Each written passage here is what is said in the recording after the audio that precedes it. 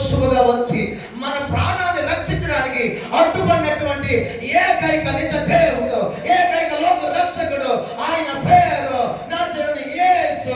ఆ యేసును అంగీకరించగలిగితే ప్రతి తెగులు ఆగిపోతాయి.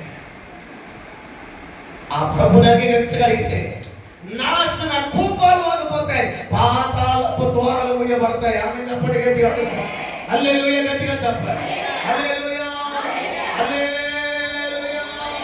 ఇంకో చిన్న మాట చూడగలిగితే, ఆది కాండంలో చూడగలిగితేనండి, లోతు ఒక పట్టణంలో ఉంటాడు. ఆ పట్టణం ఏం చెప్పాడు, నేను ముగింపులో వెళ్ళిపోతున్నాను, సుధామకుమార పట్టణం. ఆ పట్టణానికి వెళ్ళింది ఎవరు, దాని ముందు జరిగింది ఏంటి, గట్టిగా మాట్లాడాలి. ఈ మాట చెప్తుంటే మీకు అర్థమవుతూ ఉంటుంది.